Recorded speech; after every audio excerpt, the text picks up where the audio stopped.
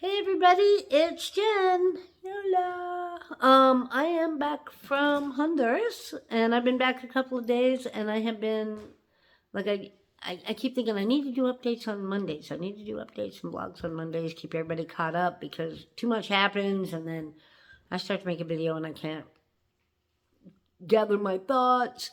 Um, so yeah, that's where I kind of am again today. It's been 2 weeks and then a couple of days because it's not Monday. It's a little hard to do big updates when I was in Honduras. Thank you, Cash. Thank you for that. It was a little hard, mostly because Narlan and I have never spent so much time so close together. I mean, we were in each other's hip pockets like the whole trip. Um, and so it's a little hard for me to break away and just make an update and not have him looking at me like, "What are you doing? What are you doing?" So little snippets here and there were all I could manage, but I had fun with that. And so let's kind of recap quickly because we our plan was that we were going to go to Rotan. I promised Narlone that when we were back together, we would go and we would spend, a week on the beach, I said. And I realized this is Narlone we're talking about, and he can't sit still that long. So we did spend, I think, 4 days, 5 days just kicking it. And we went and saw the monkeys and the sloths and the birds. And he has a great video on his phone, and I need to get that. And that's Cash walking through the blinds, which he does every time I try to make a video. Um, so he has a great video that I forgot to get from him, and I need to get that from him. Um, we went on the glass bottom boat, and I have some footage of the reef that I might upload later. I can't remember. I think I might have uploaded some, but I don't know. We did the glass bottom boat. We did a tour. They gave us a deal. The guys out on the beach in Rotan, they come around with this sign and it has the prices on it, and they go like, oh, you can go on the glass bottom boat for $60 per person, but for you, we will do $40 per person. They make you feel like you're getting a deal. Guess what? They do that for everybody. And the price is probably, as much as they can get out of you, but they're gonna lower it if you go, it's a little too expensive. I'll give you 44. They're gonna go for it. Um, if you don't barter, if you don't drag your feet a little bit, if you're like, oh, that's a good price. I think that sounds really good. They'll let you pay it. So little tip, pro tip. Um, but anyway, we went on the glass bottom boat and saw the reef, and then later we went on a different boat, and they took us for like a tour. We were staying in West Bay, and we went over to West End, which you can get there by boat, you can get there by car, and they have a chocolate factory in West End, and we went to the chocolate factory and watched them make chocolate and free samples and just exactly what your girl needs. Trying to lose weight and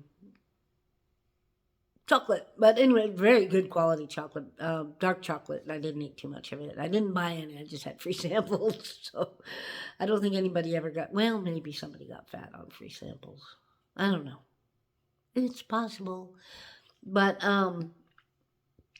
so we kind of went there, and while we were in West End, I was like, oh, there's a couple nice looking restaurants over here that I might want to try. So we went back to that later, and I think that's what they do. That they take you on the tours and show you stuff, and then you go, oh, excuse me, and then you go back later, and it's kind of. And they all scratch each other's back that way, I think. Oh, we'll take them on the tour and show them this. That we drove by where they do the dolphin things, and we got to see the dolphins. We didn't get to swim with the dolphins. That's a different excursion. But we went snorkeling with that. So like we did the tour. We got to go snorkeling. We got to see dolphins. We got to see some of the area where some of the people with money live. Yeah, Roatan, very interesting, and the prices are right up there with the U.S. now. Post COVID, the Americans are finding out about Honduras and that its cost of living is quite low, and so they're driving it up by moving there to live a better life and to make it harder for the Hondurans. I don't know. I might be doing the same thing. So anyway, we were there for about a week. After that, Nalan and I are going to be living in Honduras, and we really thought we were going to move to Roatan because there are plenty of English speakers there. In fact, most of the island speaks English. They take American money, so it's a little bit easier with currency, and at least for me. And I thought, yeah, no, you should be able to get a job there, probably. Well, we got there, and it's lovely. Don't get me wrong. I mean, some of you guys have seen the pictures. It's lovely. I love it there, and I expect that we will visit there quite a bit, for 3-4 days at a time, maybe long weekends or something like that. But to live there, I think, would be a little expensive and a little counterintuitive to what we want, because we want a quiet life. We want a real quiet life and some animals, some chickens and dogs and ducks and maybe a pig. We like bacon. We want to grow some things and grow our own food and be a little more self-sufficient. This world's gone topsy-turvy, and I want to be a little more prepared for not having the grocery store sitting right there. So I think Honduras will be good practice for that, right? But anyway, we decided we would go to the mainland and check out some of the other options that we had. And one of those options is that Nolan's father, remember I said there was a surprise? Yeah, Nolan's father has a house, and I use that term a little bit loosely. It's more like 3 apartments, but the apartments are basically one room, and the sleeping area and the cooking area are separated by a curtain in there. Honduras is a very poor country, and so not a lot of fancy stuff there.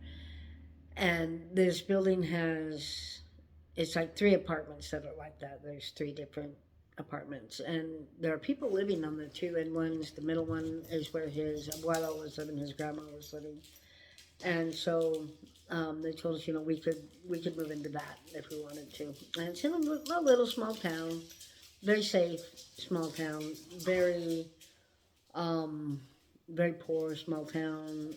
They don't. I mean, Walmart, forget about it. They hardly have a general store.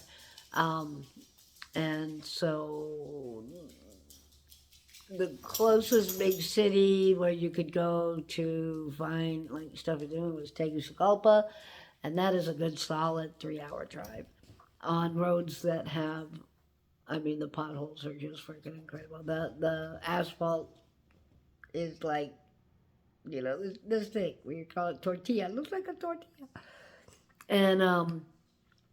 And through mountains. Honduras is all mountains. It's just mountain. And so, we very educational go there, and very good for me to see, and very good for me to get some understanding about how Narlon grew up, and why he sees the United States as such a good place, even with the problems we have here. Like we're all sitting there going, "Oh, the prices are going high." And he's like, "You have no idea what you have. You have no idea what you have in the U.S. You people bitching about it there have no idea." And he's absolutely right. We take so much for granted in the U.S.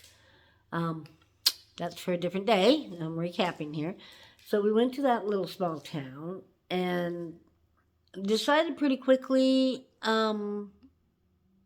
it's cute and we could live there for free, but we don't know if we're not going to find a job there. There are no English speakers there, none. And if there is one, then that's probably just one. And what are you looking at, Cash? And so that became like a no for me pretty rapidly. That and the fact that the bathroom was outside and it's a toilet and it flushes, but it's out. You have to go outside to get to it, and it didn't have running water for a shower. You have to shower like you know. Now we could fix that. But the fact that there's not a Walmart there kind of bothered me. And then the fact that there's no Walmart on Roatan kind of bothered me too. I was like, oh my God, I'd have to take the ferry over to La Ceiba. And, that's $60 round trip, I think, or maybe $30 round trip. 60 for two. I can't remember. But it's a big thing. And then you can only bring back so much. So, it's like, well, that might not be the best idea. Living on an island may not be the best idea, especially when as small as Roatan, and the other one Utila, which is smaller yet. It's like it sounds good in theory. But when you start putting it all together and thinking, yeah, really, really, no. So we kind of on that. We kind of on the little small town with the free house, and then we went next to a city called Santa Rosa de Copan. And it was really funny because I kind of had told Narlan, I was like, I don't want to stay in the little house and all that. I want to go check out the Santa Rosa de Copan, see what's there. And so we got in the car, and that was supposed to be like, I can't remember. The GPS said it was a 5-hour drive.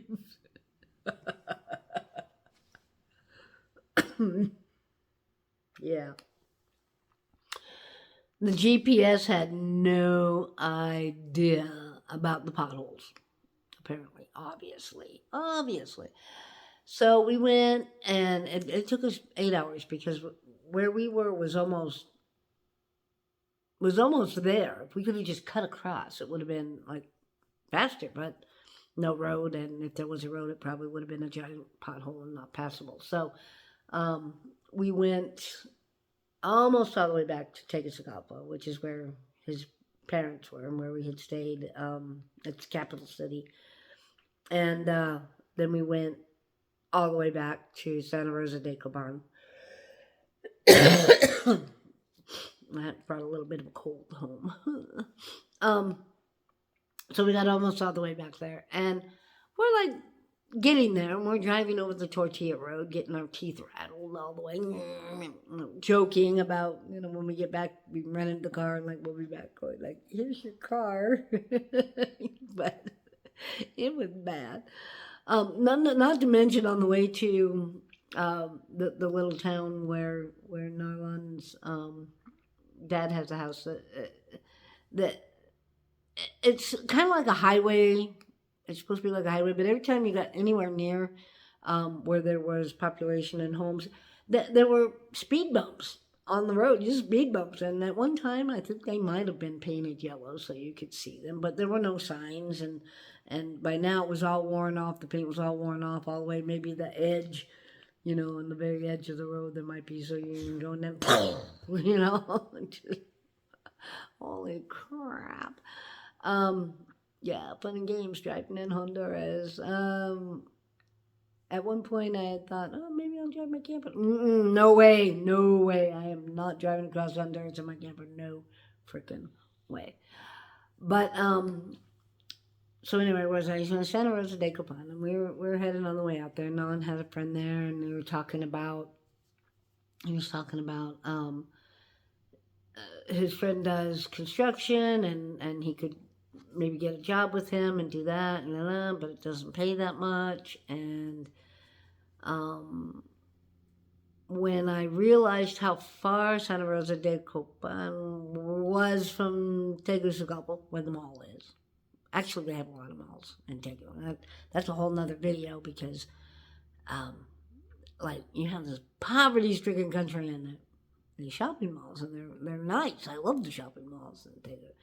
And a little expensive, and you'd think they'd be cheaper than nope, nope. Getting stuff in Honduras is more expensive. It will behoove me to fly here, buy certain items here, and then fly them back down.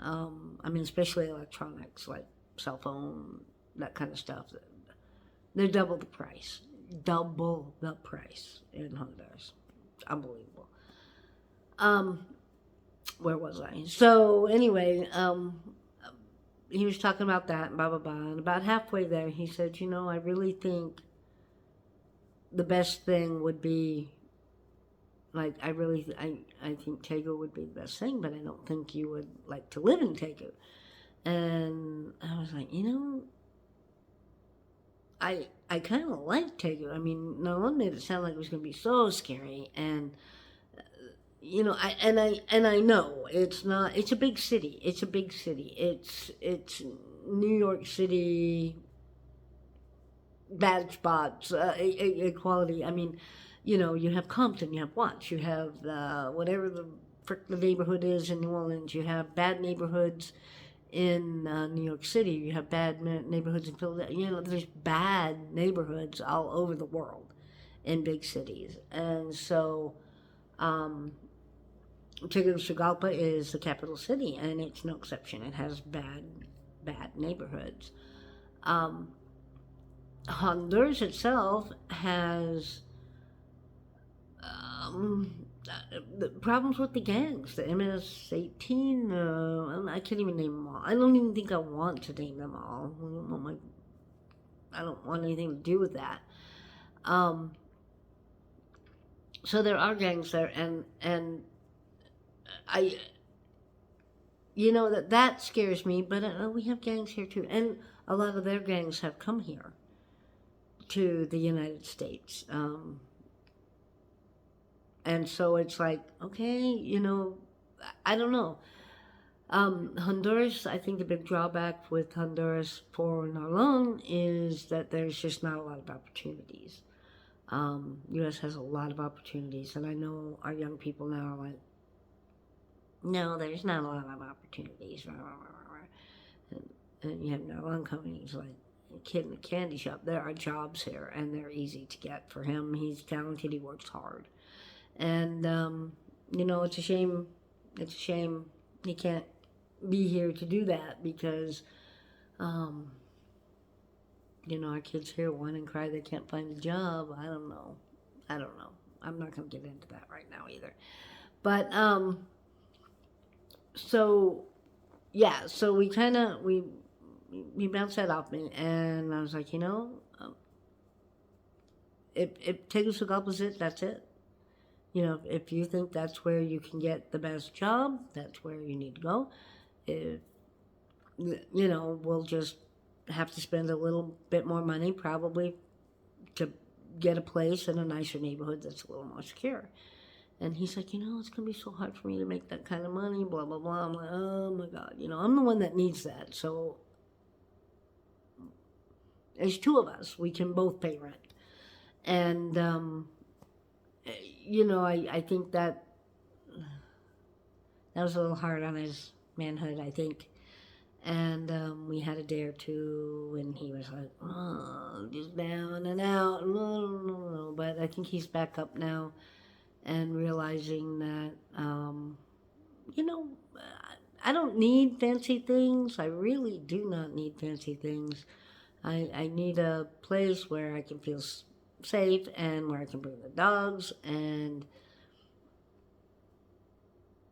you know, I'll find a cab driver or two that I trust and driving in Tegu. Well, I've driven in once. I've driven in D.C. I've driven in Boston. I've driven in Denver. I've driven in L.A. It's no worse than that. But I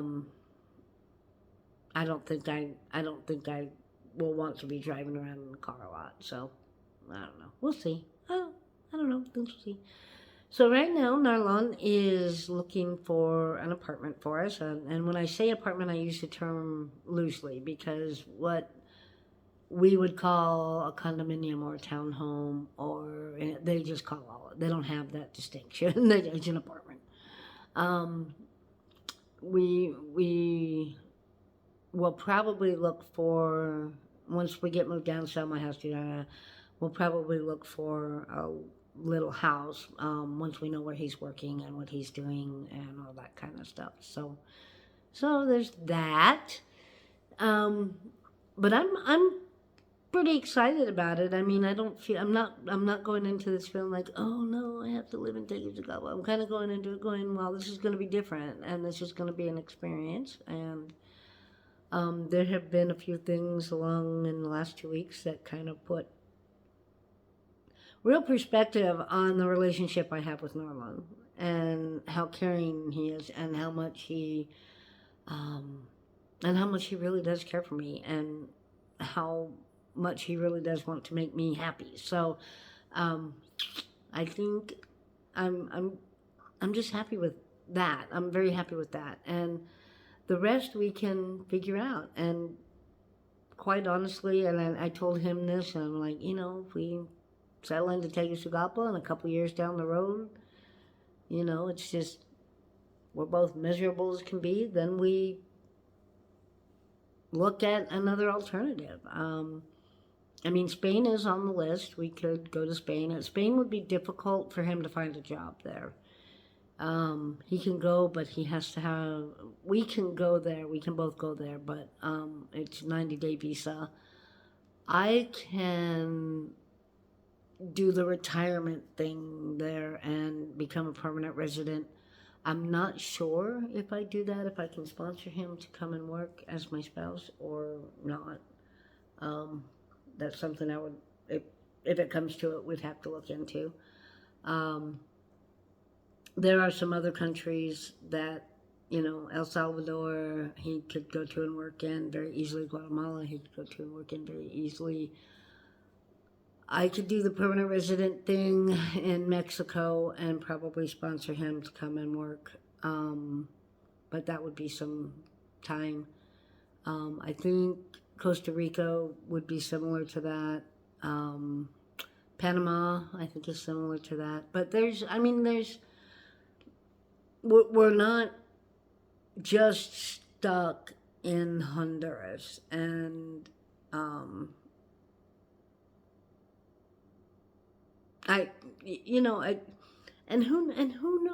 who knows what'll happen. We're still got Canada in the back of our mind. I really don't want to live cold, but I might reject Roatan Island and move to Prince Edward Island in frozen Canada. That's a possibility too. Actually, I think New Brunswick would be or Nova Scotia, maybe Nova Scotia. But I really don't want to go live in socialist Canada. I mean, I can't even get along with my own relatives up there because they're so... The thinking is just so... They think they're doing very good things while treating the people close to them badly. And it's not just me. I mean, that's a whole nother conversation. If you want to hear about that, tell me, I'll make a video about it. Anyway, that's another thing. If you've hung on this long listening to me ramble, I was asked if I was trying to make a YouTube channel and get money from it and blah, blah, blah. And it's like, I'm no dummy. If people start watching my stuff and they find it interesting and they want to subscribe and like and interact with my channel enough that I can get it monetized, yeah, I'm not going to say no. Is it my goal? Not really. Yes, no. Like, it would be very, very helpful to have that different level of income. It would be very helpful for me to be able to make different kinds of videos and covering different things because I have crappy equipment. I'm like, I'm on my SS21 here, and I mean, while it's a good phone, good camera. It's on a $8 tripod, and I have my little clicky do. It starts the video, but I don't have good sound. I don't have, so there's a lot I could do different. There's a lot I could do different to make this a little bit better. The other thing is, if I start making money off of YouTube, the first thing I would be doing is getting a video editor, so that I could send them stuff and let them help me make some decent videos. Because I have no interest in editing videos, none whatsoever. So there's that. But yeah, that's just kind of recapping where things are. Do I know when I'm going back to Honduras? At the moment, no, I do not have an exact date. Narlon is looking for an apartment for us. He's also looking for a job in Tegu, and he has different things going on. And I think he's having a bit of a he's having a little bit of a struggle. He's having a little bit of a struggle. He's so much a man, and he can't do everything financially right now. He can't pay my way completely right now, and that's killing him. I am not that concerned about it. I know every penny he makes will come, we will discuss how every penny he makes will be spent for the two of us. We will discuss it. We'll get what he needs, and he's very practical, and, we'll figure all that out. I'm the one that's a spendaholic, so it's a good thing I have my own money. Anyway, I think that's enough of an update for now. I am rambling. I'm all over the place. There's other stories I could tell. If you want to know about the shark herd around the world, I can tell that story. That's a good one.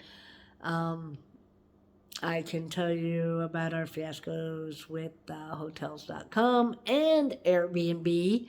If you are interested in hearing about those, let me know. I will tell you about those. But this is pretty much just me and what I'm doing and what we're doing and all that stuff. And that's just it's a continuation for me of